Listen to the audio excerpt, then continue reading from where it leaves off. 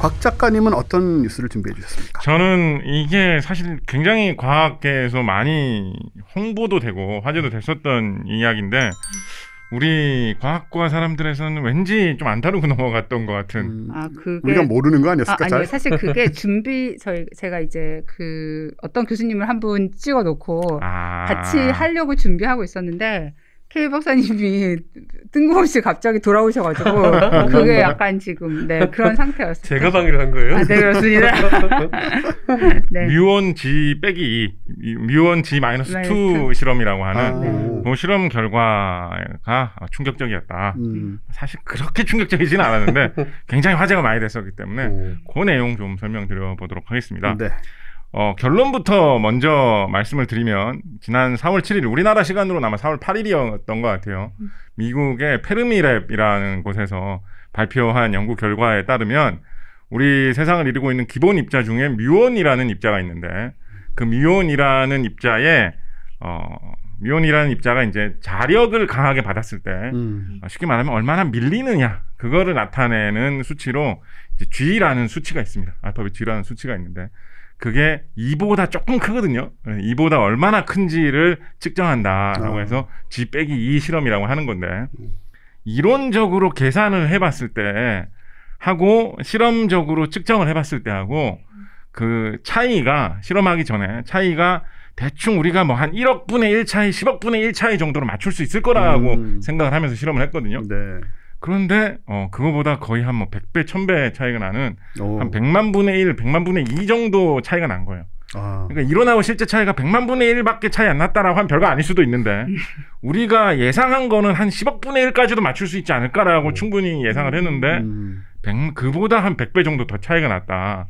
그래서 이 차이는 아마도 표준 모형에 지금까지 안 나와 있는 표준 모형이라는 건 우리 뭐 여러 번 얘기했습니다만 우리 물리학에서 세상이 움직이는 기본 법칙을 이제 정리해 놓은 것 이렇게 이야기할 수 있겠죠.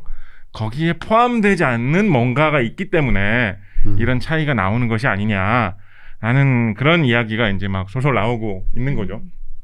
그래서 막 여러분 유튜브에 찾아보시면 영상 많이 있습니다. 막 표준 모형 깨지는가, 새로운 물리학이 출현하나, 뭐 이런 거 많이 있는데 마침 공교롭게도 비슷한 시기에 그 유럽의 세른에서 그때 그 뭐였죠? 비중간자였나? 그거에서 5번째 힘이 뭐 있는 거 아니냐? 뭐 그 이야기하고 같은 시점에서 나왔거든요. 저희 과학하고 앉아있는데도 다뤘던. 네네네네. 저도 그때 우리 과학하고 앉아있는 사상 거의 가장 난해한 편, 한 1, 2위를 다루는 편 아니었을까 싶은 정말 심오한 편이었는데 그거하고 비슷한 시기에 나와가지고 더욱더 화제가 됐던 그런 일입니다. 제 느낌에는 제 느낌 전혀 중요시할 필요는 없는데요. 제 느낌에는 그거보다는 이게 그 G-2 실험이 조금 더 실체적인 느낌이 들고요. 대신에 그만큼 좀 덜 충격적인 느낌도 있습니다. 네. 좀 하나하나 좀 설명을 해보겠습니다. 오늘 이거 준비해놓은 거 다 하면 너무 길어질 것 같고 대폭 줄여가지고 설명해보도록 하겠습니다. 일단 사실은 좀 흔한 겁니다. 지금 우리가 이렇게 앉아 있으면 우리가 1초에 뮤온을 한 사람당 1초에도 한 몇 개씩은 맞고 있을 거예요. 그러니까 이게 우리 그런 얘기 많이 하지 않습니까? 뭐 방사능에서 뭐 작업을 안 해도 기본적으로 뭐 자연 방사선을 우리가 어느 정도 맞는다. 뭐 땅에서도 방사능이 있고 뭐 하늘에도 방사선이 나오고 뭐 이런 얘기 하지 않습니까? 하늘에서 떨어지는 방사선이라고 하는 것 중에 상당량을 차지하는 게 바로 이 뮤온입니다. 그러니까 되게 흔한 것이고요. 심지어는 뭐 그런 것도 연구합니다. 우리나라에 이제 반도체 회사들 많이 있지 않습니까? 반도체 회사들 같은 경우에는 이제 컴퓨터에 반도체를 꽂아가지고 디지털 정보를 다 처리를 하면서 활용을 하면 정확하게 아무리 몇 기가바이트의 자료를 넣어놨더라도 1비트도 차이가 남이 없이 정확하게 동작을 해야 되는데 컴퓨터 쓰다가 우주에서 뭔가 날아온 방사선 때문에 안에 회로가 조금 뭐 삐끗해가지고 1비트가 살짝 달라졌다? 그럼 뭐 암호가 하나 달라지면 컴퓨터가 전체가 먹통이 되고 그런 일도 이론상 생길 수 있잖아요. 그런 거 소프트웨어 에러라고 하는데 그런 일이 실제로 일어나는 걸 걱정하기 때문에 우리나라 반도체 회사에서 가끔 그런 거 측정한다고 하거든요. 우리 제품이 그런 방사능 자연적으로 생길 수 있는 방사능을 어느 정도 견딜 수 있느냐 그런 실험도 한다고 하는데 뮤온은 상당히 많이 떨어짐에도 불구하고 워낙 하늘에서 떨어질 때는 이 빠른 속도로 강하게 떨어지기 때문에 사실은 큰 문제가 되는 경우는 잘 없는 편에 속하는 겁니다. 그러니까 그만큼 잘 뚫고 지나가는 거예요. 그냥 아무 일도 안 일으키고 워낙 빠르게 날아다니기 때문에.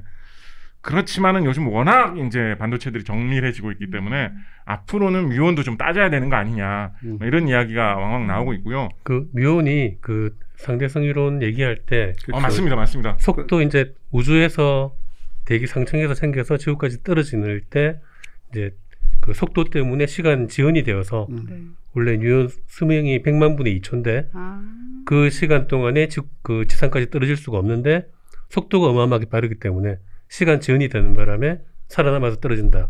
그거 할 때 나오는 뮤온입니다. 네, 맞습니다. 그걸로 상대성 이론 설명할 때 예시로 증거 예시로 정말 많이 나오고요. 고등학교 교과서에 그 이름은 나와서 그래서 뮤온이 이제 우주에서 그래서 바로 떨어지는 경우는 거의 없고요. 워낙 수명도 짧고 한 그런 거기 때문에 그런 경우는 잘 없고 보통 우주에서 뭐 수소 원자핵, 뭐 양성자 이런 게 우주에서 떨어지면 그거를 공기가 맞아가지고 공기 중에서 이제 뮤온이 생기는데 이제 말씀하신 대로 그 뮤온이 이제 땅까지 떨어지기에는 뮤온의 수명이 너무 짧은데도 상대성 이론 때문에 땅까지 떨어진다 뭐 이런 거죠. 좀 재밌는 거로는 그런 식으로 우주에서 항상 떨어지지만 워낙 통과를 잘 하기 때문에 이렇게 방 안에 있으면 집 안에 있으면 뮤온을 좀 덜 맞거든요. 그래서 뭐 그렇다고 해서 집 안에 더 안전하고 이런 느낌은 아닌데 덜 맞거든요. 그래서 뮤온 측정기를 가지고 그 측정된 값을 잘 보면 내가 얼마나 깊은 집 안에 들어있는지를 측정을 할 수가 있는 거예요. 딱히 뭐 바깥에서 뭘 안 쏴줘도 자연적으로 뮤온이 하늘에서 항상 떨어지기 때문에. 그래서 이거 뮤온 관련한 실험 중에는 이것도 좀 재밌어서 많이 알려져 있는데 누가 이집트의 피라미드 주변을 돌면서 여러 각도로 뮤온을 쫙 측정을 한 거예요. 측정을 해봤더니 여러 각도 측정한 걸 다 종합해봤더니 피라미드 중간에 빈 공간이 좀 있는 것 같다. 저기가 다 돌로 차 있다고 하기에는 뮤온이 좀 덜 반사된 것 같다라는 그런 게 있어가지고 그거 저희도 한번 했었어요. 네. 저는 아주 좋아하는 얘기죠. 그래서 그런데도 뮤온이 사용된 그런 것이다. 그런데 그 입자 자체의 성질로는 좀 어떤 특징이 있냐면 전자하고 굉장히 비슷한 입자거든요. 거의 전자하고 많은 면에서 동일한 전자하고 일단 전기를 띠고 있는 정도도 같고 무거운 전자라고 흔히 얘기를 하죠. 전자보다 무게가 한 200배 이상 정도 좀 더 나간다는 정도 차이 외에는 더 무겁고 이제 어떤 딴 걸로 이제 붕괴해서 없어지기 때문에 약간 이런 식으로 말하는 분들 잘 없는데 그냥 여러분들께 느낌을 전달드리기 위해서 말씀드리면 약간 방사능을 띤 전자, 방사능 버전의 좀 더 무거워진 버전의 전자 약간 이런 거예요.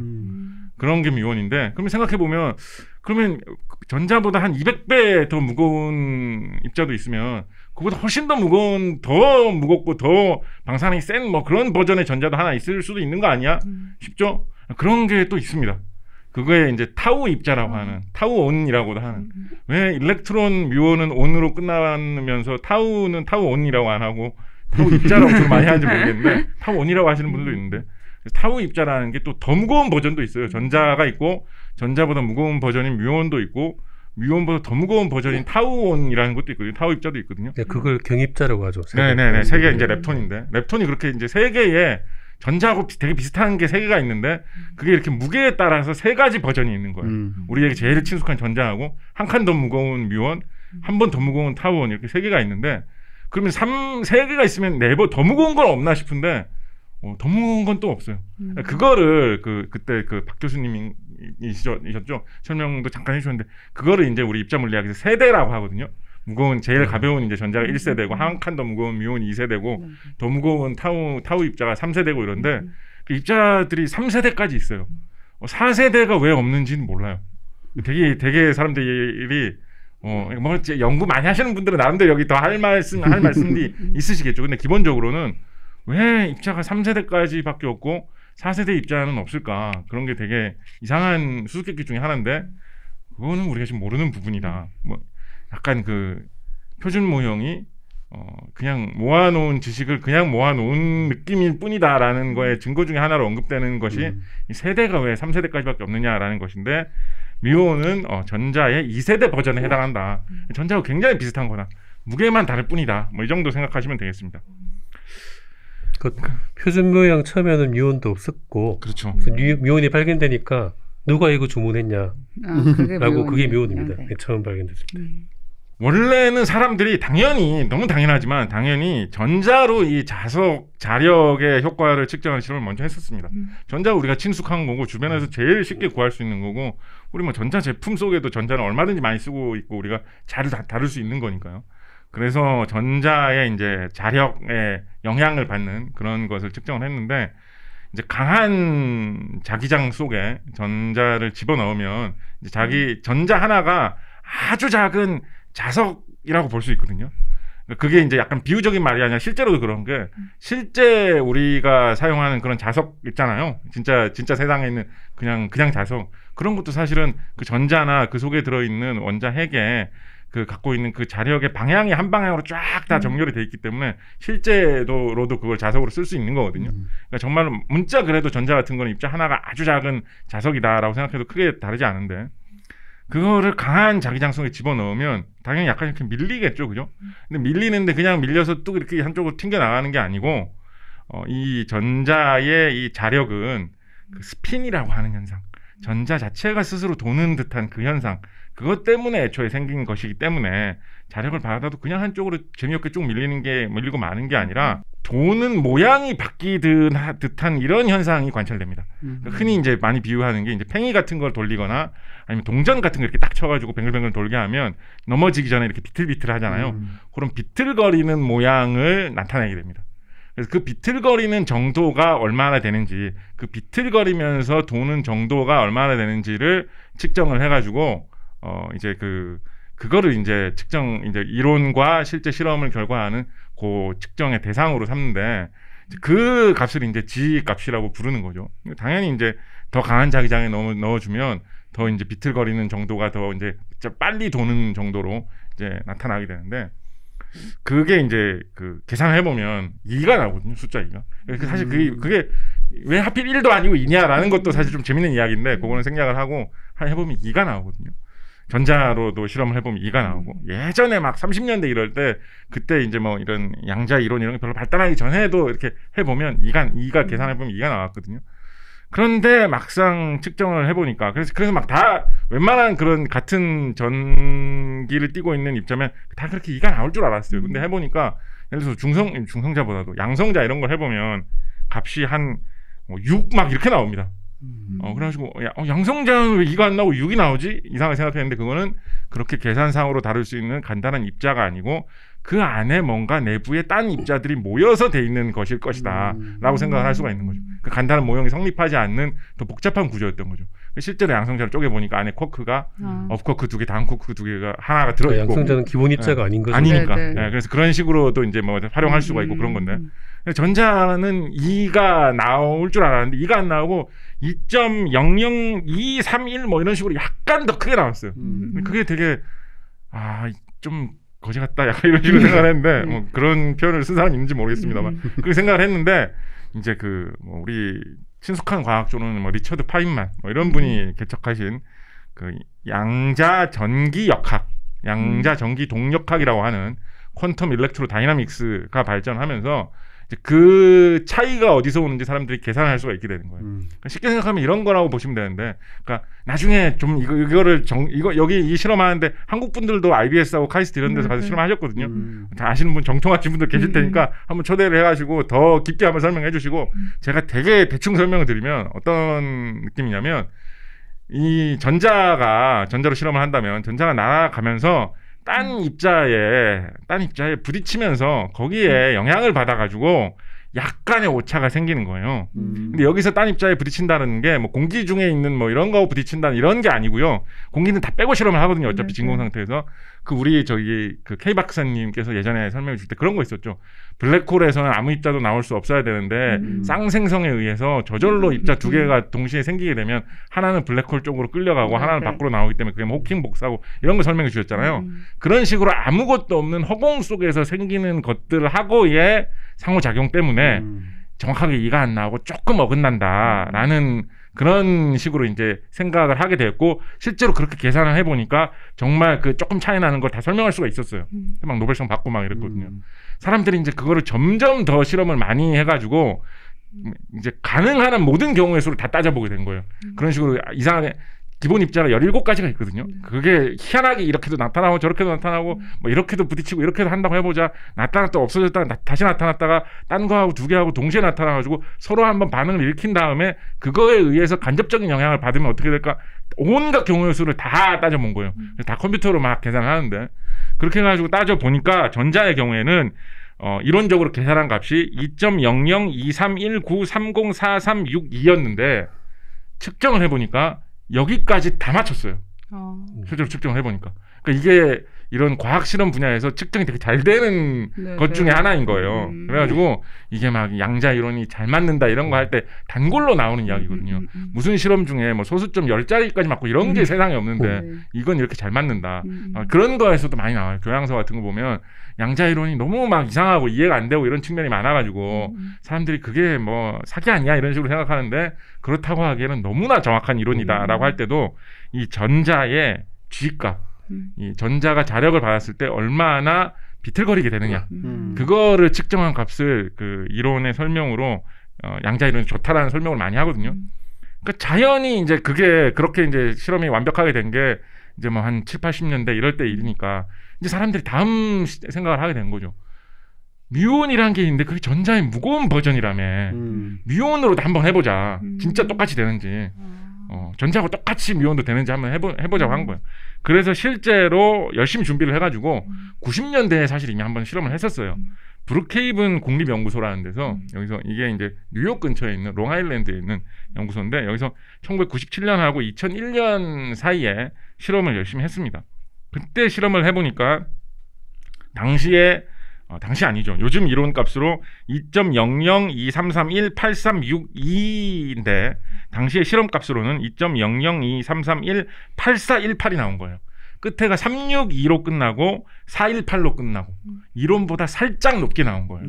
근데 이 정도면 당시에 상당히 의미 있는 차이다라고 생각을 했거든요. 그때 그 박 교수님 나왔을 때 비슷한 말씀 해주셨는데 물리학에서 입자 물리학에서 뭐 이제 발견으로 인정을 받으려면 5 시그마가 돼야 되고 뭐 이런 거 하죠.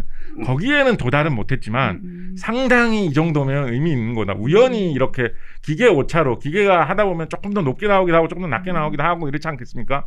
기계 오차의 수준은 좀 약간 넘어서는 느낌 아니냐라는 이야기가 있을 정도였는데 그때 많이 화제가 됐던 거였는데 그러고 나서 2001년에 그 실험이 끝이 났습니다. 사람들이 약간 여운만 남겨준 채 그때도 화제 많이 됐었어요. 표준 모형에 어떤 빈게 있는 게 아니냐 화제가 많이 됐었어요. 그런데 그때 그러고 실험이 끝났어요. 근데 그러고 있다가 시간이 한 4년 5년 이제 기술이 더 발전했죠. 그런 사이에 한 4년 5년 지나는 사이에 한번 우리 이거 더 해보자라는 생각이 들게 된 거예요. 이 실험을 하려면 뮤온을 만들어가지고 실험을 해야 되겠죠. 근데 뮤온이 아까 말씀드린 대로 우주에서 떨어지는 입자가 공기하고 충돌을 하면 막 생겨서 우리한테 떨어지는 그런 게 흔한 뮤온이라고 했잖아요. 그거를 만들기 위해서는 입자 가속기를 돌려가지고 어디를 때려서 뮤온을 만들어내서 그러니까 우주에서 지구에 떨어지는 거를 시뮬레이션 하는 거죠. 지상에서 가속기를 이용을 해가지고 그런 거를 해가지고 뮤온을 만들어내는데 미국에서 가속기의 어떤 총본산이라고 하면 페르미랩이거든요. 페르미랩이 사실 가속기 연구소를 출발한 곳이고 지금도 그렇지만 그래서 브룩헤이븐 연구소에서 했던 그 실험 장치를 뜯어다가 페르미랩에다가 갖다 놓고 페르미랩에 있는 미국 최강의 가속기를 이용을 해가지고 사실 뭐 지금 최강도 아닙니다만 하여튼 최고의 그 가속기 실력을 이용을 해가지고 연결해가지고 실험을 해보면 더 정확한 결과를 얻을 수 있지 않을까라고 해가지고 2000년대 말부터 계획이 나와서 2010년대 초에 이제 실제로 이제 실험에 들어가게 된 거죠.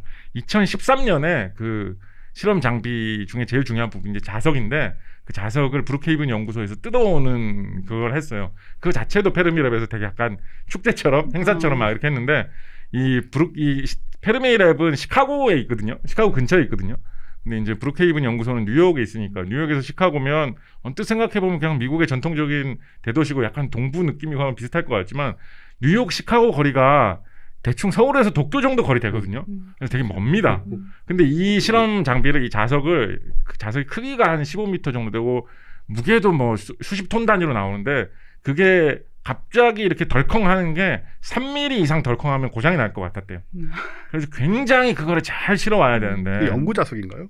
아니에요. 전자석인데 연구자석이 뭐 옮기면서 온갖 허접 쓰레기들이 다 달라붙어가지고 볼만한 상황이 그럴 수 있겠네. 컨테이너에 막 그냥 철가루랑 무슨 뭐 쟁기 이런 거 다 붙어가지고 만화에 나온 것처럼 막 그냥 뭐 이에 보철 달고 다니는 막 끌려가고 막 그런 것은 아니었고 옮겨가려고 하다 보니까 그 차에 무진동 차량 같은 거 있잖아요. 네네. 그런 거에 실어가지고 간다 이런 발상도 했는데 그 큰 거를 실어 가려면 큰 도로를 질주해서 가야 되는데 그 느린 속도로 도로를 다 막고 뉴욕에서 시카고까지 과연 갈 수 있겠느냐.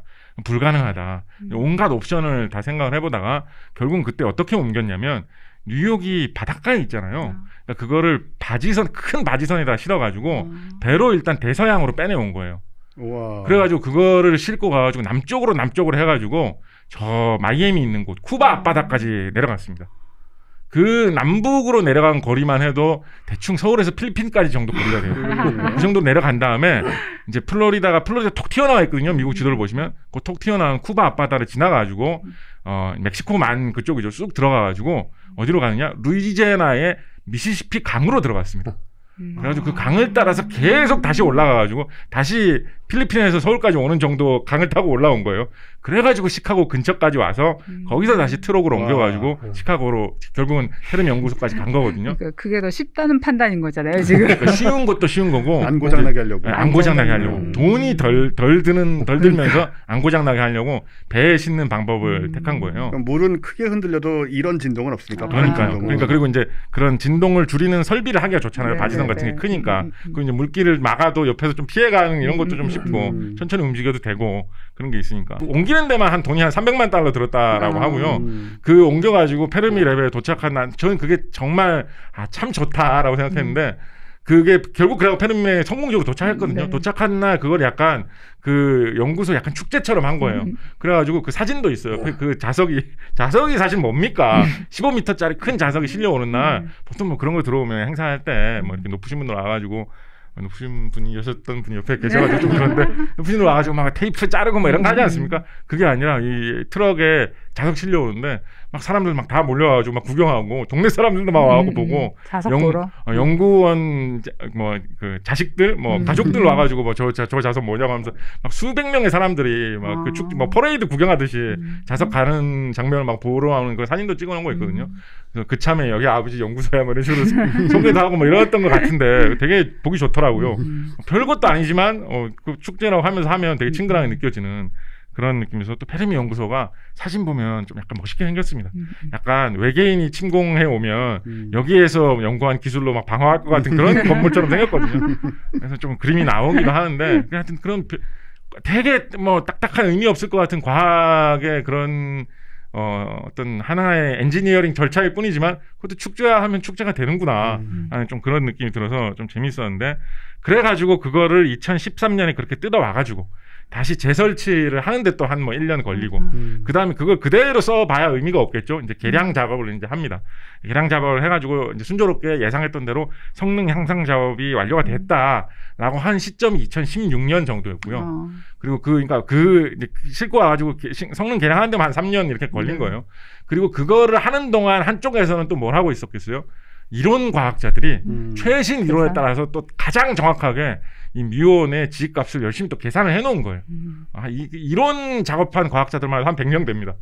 100명이 매달려가지고 완벽하게 계산해놓고 100명이 이제 서로 의논을 하고 합의를 본 거예요. 이 정도면 정말 우리가 잘 계산한 것 같다라고 해놓은 다음에 요게 이제 재밌는데 그 계산한 값을 그런 다음에 이론 값은 뭡니다라고 발표를 한 게 아니라 두 사람들한테만 알려줘. 이 실험에 매달린 사람 한 300명 되거든요. 네. 그 중에 뭐 높은 사람 한 사람하고 뭐 안 높지만 잘하는 사람 한 사람 이렇게 두 사람 정도 같은데 두 사람한테만 알려주고 그 내용을 밀봉해가지고 편지봉투 같은 데 넣어놨어요. 왜냐하면 실험하는 사람들이 그 수치를 알고 있으면 무의식적으로 그 수치에 가깝게 하려는 그런 마음이 생기지 않을까라는 생각이 들어서 혹시나 하는 마음에 약간 재밌게 하려고 사실 그런 것도 있는 것 같은데 혹시나 하는 마음에 그거를 밀봉해놨어요. 그래서 실험하는 사람들은 그 이론 계산에는 최신 이론치 값이 뭔지 몰랐었어요. 그 상태에서 한 다음에 이제 실험 다 끝나고 발표하기 직전에 이제 밀봉한 거를 뜯겠습니다 해가지고 밀봉한 걸 딱 뜯어 보니까 어떻다 하고 막 사람들 환호하고 막 약간 그 사람들이 약간 일부러 막 그 저기 미국에서 달 착륙이나 화성 착륙 이런 거 하면 막 뭐가 되면 막 누가 높은 사람이 말하면 막 환호하고 박수 치고 막 이런 거 하잖아요. 약간 그런 식의 흉내를 냈어요 이 사람들이. 그렇게 막 그 밀봉한 거 펴가지고 숫자를 보는 순간 막 이러면서 막 다 환호하고 막. 맞았어요? 아니요. 맞으면 재미가 없었죠. 틀려야 되는 거구나. 이 차이가 나는 게 놀라운 거니까요. 그렇게 해가지고 그거를 개봉을 해보니까 개봉하기 전에 일단 실험을 40일 동안 했고요. 실험한 건 2017년부터 했는데 자석을 돌려가지고 실험을 한 40일 동안 했고 그 다음에 실험 끝나고 나서 이제 분석을 하고 계산을 해가지고 그 실험 장치에서 딱 뭐 실험 화면에 집값이 얼마입니다라고 뜨는 게 아니거든요. 네. 간접적으로 여러 가지 방법에 따른 것들을 측정을 해가지고 실험 결과를 계산하고 분석하고 한 결과로 이제 집값이 나오는 건데 집값을 그렇게 분석해서 계산하는데 거의 또 한 3년이 걸려가지고 이제 2020년 말에 사실상 거의 계산이 완료가 돼가지고 2021년 후에 최종적으로 검토하고 내부적으로 발표해가지고 21년 4월에 결과가 나온 건데 나온 결과가 앞서 말씀드렸다시피 아까고 비슷하게 이론상으로는 끝에가 3620으로 끝나야 되는데 4121로 끝나는 결과가 나왔어요. 약간의 차이가 난 거예요. 약간의 차이. 그러니까 아까의 그래서 사람들 막 그러니까 브루케이븐에서 실험한 결과하고 이번에도 그대로 재현이 된 거예요. 맞아떨어진 거예요. 이론상 예측한 것보다 살짝 크게 나온 거예요. 그러니까 뭔가가 더 건드렸다는 거예요. 그러니까 다시 아까 이론으로 돌아봅시다. 이게 정확하게 2가 안 나오는 이유는 표준 모형에 나오는 17가지 입자들이 갑자기 생겼다 없어졌다 하면서 방해하면서 건드리기 때문이거든요. 근데 그거를 최대한 현대 과학 기술을 다 동원해서 감안을 해가지고 계산을 해보면 전자의 경우에 충분히 다 맞출 수 있는데 뮤온인 경우에 무슨 이유에선지 끝자리 3620이 안 나오고 4121이 나왔다라는 거예요. 이게 무슨 뜻일까요? 뭔가 건드리는 게 하나 더 있다. 건드리는 게 쉬운 설명은 17개 외에 딴 거 건드리는 거. 우리가 모르는 게 하나 정도 더 있을 수도 있는 거 아니냐. 그게 왔다 갔다 하고 있다. 그런 게 있는 거 아니냐라는 게 쉬운 설명이죠. 그런지 아닌지는 모르지만. 그렇기도 하죠. 그리고 좀 더 한 발 더 밟아보면 상상해보는 김에 그러면 혹시 그게 암흑물질은 아닐까? 그러게요. 뭐 그런 이야기 해볼 수 있는 거죠. 특히 어떤 쪽에 약간 그 희망을 점점 잃어갔던 사람들이 약간 설마 약간 이런 생각을 하고 있는 게 어떤 게 있냐면 여러분 초대칭 이론 여러 번 좀 나왔었죠, 그죠?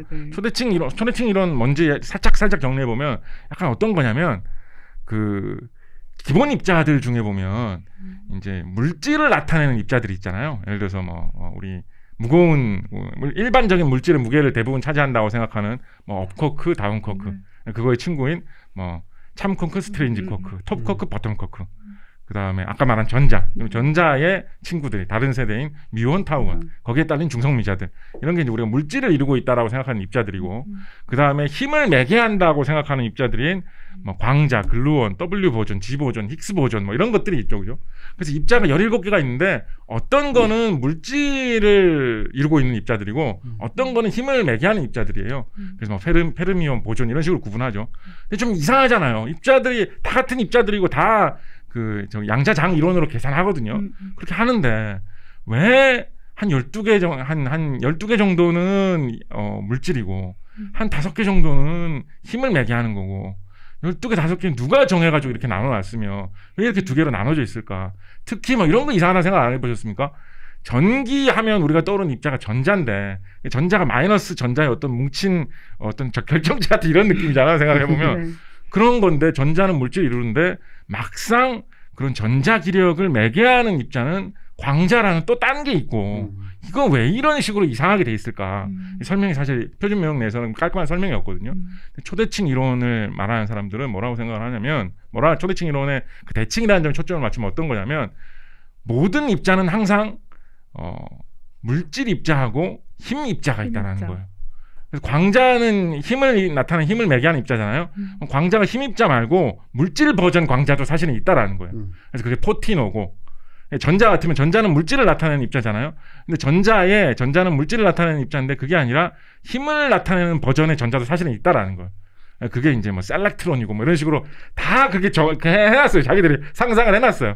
그래가지고 원래라는 말이 좀 이상할 수도 있는데 원래는 모든 입자는 항상 음양의 조화처럼 힘 버전하고 물질 버전이 두 개가 있었는데 다 쫙 있었는데 그게 어떤 이유로 인해서 그 대칭이 깨져가지고 지금 우리 우주에는 우리가 보는 것만 남아있다. 그런 식으로 설명하면 깔끔하지 않느냐라는 생각을 사람들이 하고 있었던 거예요. 좋긴 하네요. 깔끔하게 하네요. 뭔가 산뜻하지. 그리고 이게 만약에 가정이 되면 그 다음 단계로 이제 나가볼 수 있는 거예요. 그럼 대칭은 왜 깨졌을까? 내지는 그러면 17개의 페어가 나오는데 쌍이 나오는데 왜 17개일까? 그걸 설명하려면 끈으로 설명하면 되는구나. 뭐 이런 식으로 다음 단계로 나가볼 수가 있거든요. 이 산뜻한 설명의 단계를 지나면. 그런데 이게 모양이 좋잖아요. 산뜻하잖아요. 이해하기도 크게 어렵지 않고 사실은 뭐 계산은 복잡한데 모양이 산뜻하고 좋은데 이게 나온 지가 벌써 한 50년이 됐는데 죽어도 이게 증거가 안 나오는 거예요. 나올 듯 말 듯한데 근데 이번에 이 결과가 나오니까 우리가 모르는 입자가 있어가지고 미온을 좀 이렇게 밀어주고 있으면 이런 결과가 설명될 수도 있을 것 같은데 혹시 초대칭 입자가 지금 17개나 있으니까 그 17 중에 하나를 어떻게 잘 끼워 맞추면 정확하게 그 값을 나타내는 뭔가를 설명할 수 있다라고 딱 하면 해버리면 초대칭이 증명되는 것이 아니냐. 그런 상상도 초대칭에 심취한 사람들은 하고 있거든요. 이게 어떤 분들에게는 꿈과 희망이군요. 그렇죠. 그래서 만약에 그래서 만약에 정말 그렇게 된다면 초대칭이 꼭 아니더라 하더라도 초대칭이면 더 신기한 거고 그런 걸로 이 오차가 딱 설명이 되고 그래서 그거를 설명하는 방식을 이제 검증할 수 있는 딴 실험 방식을 하나를 제시를 해야 되겠죠. 그래서 그거를 검증까지 해내면 이 페르미 랩에 참여한 사람들하고 여기 뭐 카이스트의 대학원생 학생분도 한 분 김욱인가 뭐 저기 이름이 외자분이시라고 제가 특이해가지고 이름 기억이 나는데 그분도 가셨는 것 같은데 다들 뭐 노벨상으로 직행하실 줄도 어찌면 모르는 그런 위협이 될 수도 있는데. 사실 아직은 모르는 거죠. 아직은 지금 이 결과가 상당히 고무적인 거는 예전에 브룩헤이븐 실험하고 지금 이게 일치하는 결과로 나오고 있기 때문에 서로 다른 곳에서 서로 다른 사람들이 더 발전된 기술, 서로 다른 시대의 기술을 했는데 지금 일치를 보고 있고 차이가 분명히 보이기 때문에 좀 상당히 희망적으로 생각하고 있는데 아직도 이걸 따져보면 뭐 4.2 시그마 뭐 이 정도 이야기하고 있거든요. 그러니까 아직도 뭐라고 이렇게 지르기에는 조금 더 애매한 면이 있는 거예요. 그리고 또 좀 더 재미없게 이거를 설명하는 설명도 속속 나오고 있어요. 또 예를 들면요. 예를 들면 뭐 이게 페르미 랩에서 이거 연구한 당일이든가 전날인가 다음 날인가에 마침맞게 네이처인가의 어떤 실린 논문 중에 어떤 게 있었냐면 이론으로 이런 걸 계산을 할 때 우리가 살짝 놓친 부분이 있는 것 같다. 계산할 때 예를 들면 뭐 쉽게 설명하자면 저도 사실 잘 이해를 못하기 때문에 쉽게 이상 설명할 수는 없는데 이게 차례차례 더하는 방식으로 여러 가지 입자들의 그런 기여분을 계산을 하는 게 아니라 좀 다른 방식의 동시에 계산할 영향을 따지는 방법을 좀 더 고도화된 거를 써야 된다. 더 계산을 더 화끈하게 해가지고 그렇게 계산을 하면 그렇게 계산을 해가지고 사실 페르미랩 실험 결과가 딱 설명되면 그냥 끝나버리는 건데 또 좀 사람 좀 찝찝하고 또 이야기거리 더 나오는 게 그러면 페르미랩 실험 결과와 조금 더 가까워지거든요. 그러면 오차가 줄어들잖아요. 더 의미는 없어지잖아요. 근데 또 똑 맞아떨어지지는 않는 거예요. 또 찜찜하게. 그래서 뭐 그런 이야기도 나오고 있고 뭐 그런 상황입니다. 네. 관측과 이론이 안 맞을 때는 일단은 관측이 잘못될 수 있고 이론이 틀렸을 수도 있는 거죠. 근데 그게 진짜로 잘 맞아야 말 그대로 이제 새로운 뭔가가 도입이 돼야지 되는 건데 방금 말씀하신 그 초대칭 이론이 제가 지난 시간에도 얘기한 게 윈프도 초대칭 이론에서 나온 거였는데 그렇죠. 그때 제가 말씀드린 건 윈프 중에서 이제 초대칭 입자 중에서 그 뉴트리노의 초대칭 입자가 윈프의 후보로 가장 강력했는데 지난번에는 그게 가능성이 굉장히 적다. 반대예요 지금. 그렇죠? 그 희망이 많이 없어진 거였는데 이번에는 희망이 있다 다시. 그런 내용인 것 같네요. 근데 희망까지 품기에는 아직 좀 애매해요. 왜냐하면 말씀하신 대로 윈프 이런 것도 좀 나오고 하면 희망 확 가졌을 텐데 희망까지 품기는 좀 그런데 왜냐하면 사람들이 지금 50년 동안 파고 있었던 게 그거기 때문에 근데 던지는 게 그런 거예요. 그럼 도대체 뭔데? 뭐가 더 있다는 건데? 초대칭 뭐 약간 이런 식으로 하는 거예요. 그런 식으로 하는. 근데 그냥 뭐 대학생들이나 대학원생들의 자유로운 상상 뭐 이런 식으로 생각을 해보면. 뭔가 생각 다 할 수 있겠죠. 예를 들어서 표준 모여기는 중력이 빠져 있으니까 중력이 어떻게 엮여서 이렇게 되는 거 아닐까? 왜냐하면 뮤온은 또 전자보다 뭐 200배 무겁다 뭐 이런 것도 있으니까 뭐 그런 거 웬만한 건 생각했겠죠. 이 실험한 학자들 300명이 달라붙어가지고 이런 거를 설명하기 위한 그 보정에만 사람들이 거의 다 매달린 거거든요.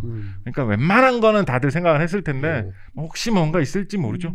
저희가 조금만 복잡한 얘기를 유튜브에 올려도 거기에 정말 온갖 가설이 다 붙는데 저희 지난 시간에 그 암흑물질 얘기 올렸는데 이것은 차원으로 빠져나간 중력이다부터 정말 온갖 종류의 얘기들을 다 이제 댓글로 사람들이 그 5차원으로 빠져나가는 중력은 이론이 있긴 있으니까요. 네, 그러니까 여러 가지 얘기들을 웬만한 건 다 걱정들을 내려주시더라고요. 우리 저기 EM 드라이브 같은 거 했을 때 정말 어이없는 유일 가능성도 약간 있거든요. 예를 들어서 뭐 다 이게 미국 동부 쪽에서 실험한 거니까 미국 동부의 지하에 뭐가 많이 묻혀 있어가지고 거기서 나온 뭐가 영향을 미쳤다든가 뭐 그런 생각도 해볼 수 있는데 그러니까 어쨌든 이게 뭐 뮤온이 표준 모형 그러니까 지금까지 밝혀진 표준 모형에 없는 힘이나 뭐라고 해야 되지 뭐 입자와 상호작용을 민감하게 하고 있을 수도 있다. 있을 수도 있다고 하면 재밌는 거죠. 네, 있을 수도 있으면 좋겠다는 생각. 있으면 좋겠다. 그런 주장하는 논문이 많이 나온 것 같진 않네요. 네네. 아, 그런가요? 그런데 뭐 그런 얘기는 많이 하고 있어요. 이론하는 사람들은 곧 나오긴 하겠지만 미치오 카쿠 이런 분들 방송에 나오셔가지고 이거 설명하면 노벨상이다 뭐 이런 말씀 막 하시고 그 얘기는 재밌게는 많이 나오고 있는데 아직까지 한 발 더 딛기에는 조금 왜냐하면 이 실험 아직 끝이 아니거든요. 계속합니다. 이걸 2017년부터 이렇게 가동 시작했다고 했잖아요. 계속 가동하면서 계속 시험 또 해보고 할 수 있는 거거든요. 그러니까 점점 더 많은 게 나올 거고요. 좀 더 선명해질 것 같은데 예를 들어서 물리학의 논문에서 기준으로 삼을 수 있는 수치라는 게 딱 정해져 있나요? 입자 물리학에서는 숫자가 대충 좋아서 그렇겠죠. 5 시그마 많이 본다고 합니다. 5 지금 시그마. 이게 4.2 정도. 이게 4.2 정도예요. 5 시그마 정도 본다라고 하는데. 가깝긴 한데. 네, 근데 사실은 5 시그마가 넘어도 그냥 우연이고 넘어가는 경우도 간혹 있거든요. 그래서 더 내용적으로 좀 더 잘 구성이 돼야 되는 거고 저는 이게 되게 떠들썩했어요. 재미도 있는 내용이었고 그 뭐 자석 실어오는 이야기 이런 것도 좀 화제거리가 됐었고 재밌었는데 저는 보면서 좀 부럽기도 하고 재밌기도 하고 그랬었던 게 어떻게 보면 이런 게 진짜 기초과학이 강한 나라의 저력인 것 같다 이런 생각 좀 들었거든요.